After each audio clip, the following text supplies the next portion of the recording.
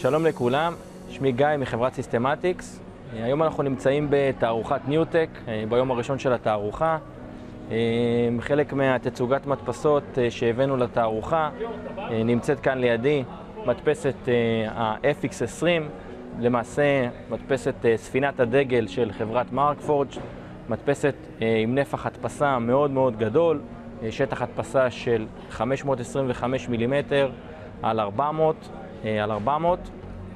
המדפסת הזאת היא ייחודית לא רק מבחינת נפח ההדפסה העצום שלה, אלא גם מבחינת מגוון החומרים שלה, שהיא יכולה להדפיס גם עם חומר שנקרא אוניקס, שזה למעשה ניילון 6 משולב בסיבי פחמן, וגם אוניקס עם סיב רציף, שזה למעשה מייצר חומר מרוכב עם סיבים רציפים שהם מוטמעים בתוך החומר. בנוסף לחומרים האלו, המדפסת יודעת לעבוד גם עם חומר שנקרא אולטם, שזה חומר למעשה עם ביצועים מאוד מאוד גבוהים, גם מבחינת החוזק שלו, גם מבחינת העמידות טרמית, תקנים שמתאים לתקני תעופה.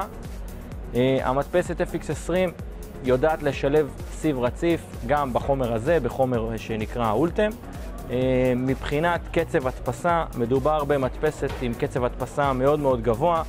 אם אני אקח את החלק דוגמה הזה, שהודפס במדפסת, שזה למעשה גלגל שיניים בקוטר של כמעט 400 מילימטר, והחלק הזה בהדפסה הכי מהירה אפשר להדפיס אותו בערך ב-24 שעות. עוד דוגמה של חלק כזה, איזשהו תושבת, מין ג'יג, חלק שהוא די גדול מבחינת הגובה שלו. חלק הזה אפשר להדפיס במצב המהיר ביותר בערך ב-7 שעות הדפסה. כמובן שהחלקים האלו מבפנים הם לא מלאים, זה חלקים עם אינפיל חלקי, כלומר יש איזשהו מבנה של דומה לחלת דבש שהם חלולים, ואפשר גם להדפיס חלקים מלאים. זאת אומרת, זה נתון לבחירה של המשתמש ששולח את ההדפסה, הוא פשוט בוחר את כמות האינפיל של החלק. מזמינים אתכם לבוא ולהתרשם ממנה, לראות את התוצרים.